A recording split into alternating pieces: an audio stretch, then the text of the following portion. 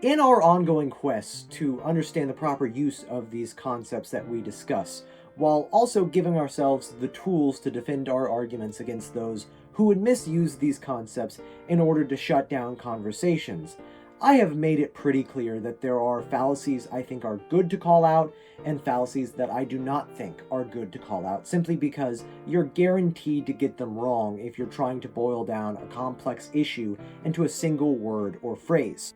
But perhaps there is no greater example of one concept where I can't really decide if it goes into one category or another than in the case of argument from fallacy or the fallacy fallacy. And hopefully by the end of this you'll see why, because my thoughts can best be summed up by the fact that if it wasn't for misuse of the fallacy fallacy, there would almost be no proper use of the fallacy fallacy. So to explain why that is, first let's cover a concept that is at the heart of this fallacy, which is the difference between truth and validity. This is something most people understand intuitively, at least I think. However, it's clear that some people don't know this for whatever reason, as in the past I have tried to explain the difference between truth and validity to people, only for them to get upset at me. Like, I don't get to change all of philosophy just because you yell at me in a TikTok comment. Sorry.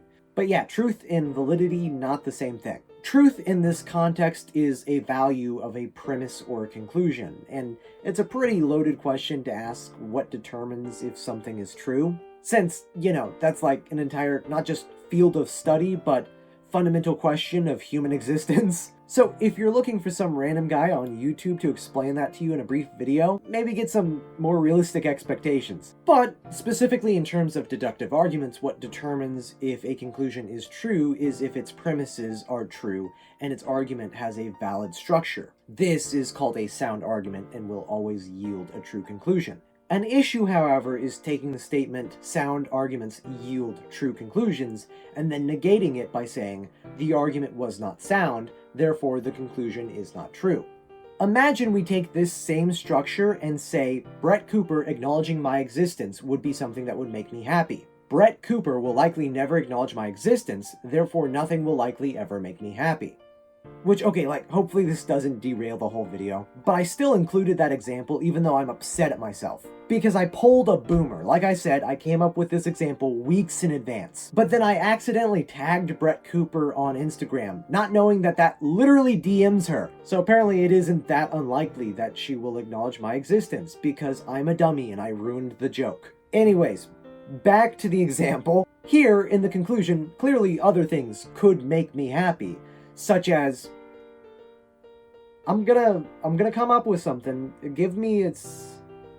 Do I need therapy?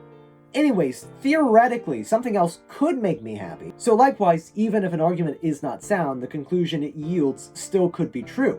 Because there could be other reasons why it's true. The earth is round because I'm wearing a long sleeve shirt. See, absolute nonsense, completely invalid, but the conclusion is still true. This is the difference between truth and validity. And obviously, if you haven't guessed by now, the act of incorrectly surmising that a conclusion must be false because the argument that yields it is invalid, in other words, contains a fallacy, is the fallacy fallacy. And here's typically where I say this is a formal fallacy or this is an informal fallacy, but I'm finding conflicting information online. So instead, here's where I'm full of myself and I say, here's what I think, which is the truth. Informal fallacies deal with context and content. Formal fallacies deal with structure.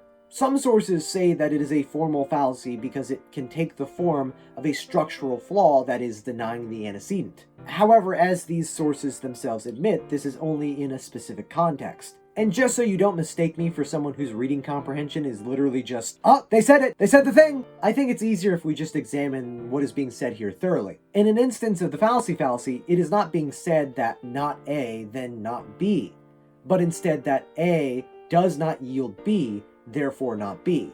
To say that an argument from fallacy can take the form of denying the antecedent is true in so much as it can take the form of denying the antecedent when we examine the argument as a claim in and of itself. The original argument, and not the claim we derived from it, however, does not need to take the form of any structural flaw. This is true both as it pertains to its common usage online, and in the fact that both inductive and deductive arguments can be said to follow this A does not yield B, therefore not B derivative.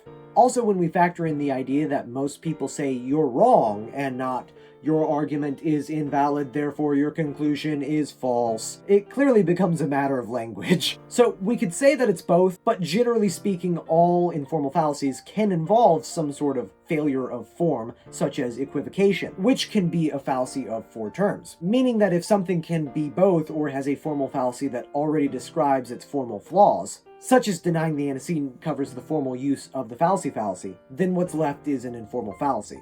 Here we are specifically talking about the context in which something is right or wrong based on the flaws in an argument. So, argument from fallacy or the fallacy is an informal fallacy, and we can further see why by elaborating on some of its limitations. For example, if you provide me with an argument and I say that you're wrong, have I committed this fallacy? Well, that entirely depends on my purpose. If I mean that your conclusion is not, or more specifically cannot be true, then obviously I have. If I mean that your argument is wrong in that it is invalid, then no, I am correct. Your argument is invalid. And if that's not enough, then like I said, what it means for something to be true is a fairly open-ended question. Now don't get me wrong, I'm not a subjectivist. But like, imagine being a subjectivist and shouting, that's the fallacy.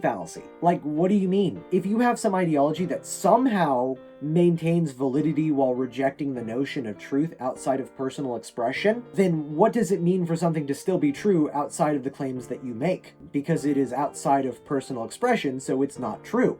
And honestly, that isn't even just a flaw in this concept in terms of subjectivist belief. Generally speaking, every claim is a statement of knowledge, preceding it being an unspoken, I know that XYZ. So clearly, if your reason for believing something is wrong, that is, your argument is invalid, then you don't know. So your conclusion being the subject and I know, well, you don't know, so your conclusion is false. Here we've literally just over-explained what people mean when they say, no, you're wrong. There is an emphasis on you. You are wrong. Yeah, there may be some wacky chance that your conclusion is actually true, but that's not usually what people are saying unless they explicitly say so. Because yes, this concept does have value in the fact that you can and should call out obstinate people who dismiss everything that you say simply because you made one mistake in your argument that you can easily fix and move on. But other than that, what do you think you gain by shouting, fallacy? You want me to know that like a broken clock, there's a possibility that you could be right by pure chance? No, of course not. When this concept is used in most cases, it is abused as a means to strengthen a conclusion that's truth was otherwise left in the air by an invalid argument. It's a petty attempt to go, well, even if I'm wrong, my point still stands. And that's the irony right there. Saying that someone's conclusion is wrong because their argument contains a fallacy is the fallacy, right? So saying that my conclusion, that your conclusion is wrong, is itself wrong, because I've committed the fallacy is itself the fallacy. You have committed the fallacy.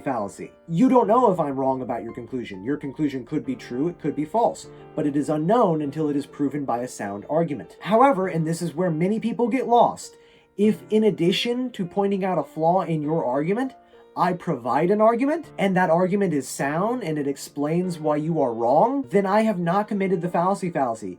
Your conclusion is just wrong. And that is how that works. But yeah, I don't know. I kind of like the fact that people who incorrectly call out the fallacy are themselves committing the fallacy.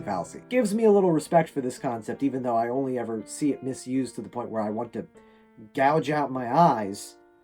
But yeah.